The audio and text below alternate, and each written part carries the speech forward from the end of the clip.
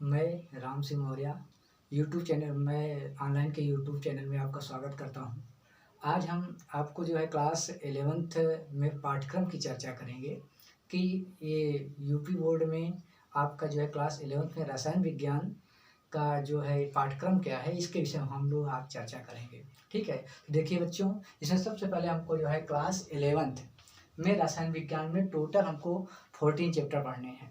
इस 14 चैप्टर में जो है लास्ट चैप्टर आपका पर्यावरणीय रसायन को सिलेबस से हटा भी दिया गया है। ठीक है, तो देखिए इस पाठ्यक्रम में क्या क्या शामिल किया गया है।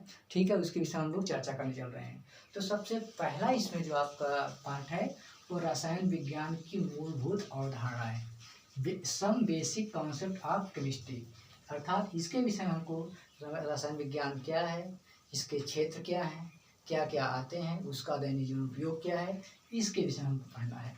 दूसरा आपका जो टॉपिक दिया गया है वो है परमाणु संरचना, अर्थात इस चैप्टर के अंतर्गत परमाणु अणु और इसकी संरचना के विषय में विभिन्न वैज्ञानिकों ने क्या मत दिया, इसके विषय में हमको पढ़ना है। ठीक है, तो आगे देखिए तीसरा जो हमारा चैप्टर दिया गया है वो है आपका तत्वों का वर्गीकरण एवं गुणधर्मों में आवर्तिता, अर्थात जो हमारे तत्वों की जो खोज हुई इसको आवर्त सारणी में कैसे वर्गीकृत किया गया उस ठीक है, इसके बाद आवर्त सारणी का निर्माण कैसे हुआ, इसके विषय में विभिन्न वैज्ञानिकों ने किस प्रकार का मत दिया, इसके विषय में हमको इस पाठ के अंतर्गत पढ़ना है। चौथा चैप्टर आपका दिया गया है रासायनिक आबंध एवं आणविक संरचना, chemical bonding and molecular structure, अर्थात इसमें हमको तत्वों की आणविक संरचना कैसे बनी, ठीक है, उनके आणविक संरचना के आधार पर उनके भौतिक गुण, रासायनिक गुण पर क्या प्रभाव पड़ता है, गलनांक क्वथनांक इन सब पर क्या प्रभाव पड़ता है, इसके विषय में हमको इस पाठ के अंतर्गत पढ़ना है। पांचवा चैप्टर है आपका द्रव्य की अवस्थाएं, स्टेट ऑफ मैटर, अर्थात इस पाठ के अंतर्गत आपको द्रव्य की अवस्थाएं क्या हैं, तो ठोस द्रव गैस, इसके विषय में पढ़ना है। इसमें ये चैप्टर मुख्य रूप से जो है गैस के लिए बनाया गया है, जिसमें विभिन्न वैज्ञानिकों बायल के नियम, चार्ल्स के नियम, अवगाद्रो के नियम, ग्राहम का नियम, इन सभी वैज्ञानिकों ने क्या नियम दिया, इसके विषय में हमको इस पाठ के अंतर्गत पढ़ना है। अब अगला है ऊष्मागतिकी, तो रसायन विज्ञान में ऊष्मागतिकी का क्या प्रभाव पड़ता है, ऊष्मा का क्या प्रभाव पड़ता है, इसके विषय पढ़ना है।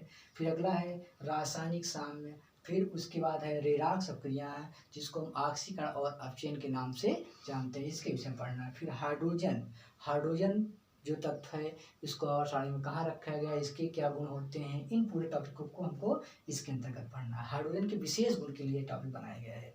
अगला जो टॉपिक है कि आवर्त सारणी जब बनाई गई तो उसमें एस ब्लॉक पी ब्लॉक के अंतर्गत जो हमारे तत्व आते हैं उसके विषय में पढ़ना है। और जो चैप्टर नंबर 12 जो कि ये ऐसा चैप्टर है जिसके विषय में आप लोग थोड़ा बहुत जो है क्लास 10 में पढ़ चुके हैं, ठीक है ना, तो उसी सिद्धांत के आधार पर एक स्पेशली ये पार्ट बनाया गया है, थोड़ा सा जो है लॉन्ग करके, क्योंकि इसके अंतर्गत आपको आईपीएसी नाम, उसके सिद्धांत क्या है, नियम क्या है, इन सब के विषय में पढ़ना है चैप्टर नंबर 12 में।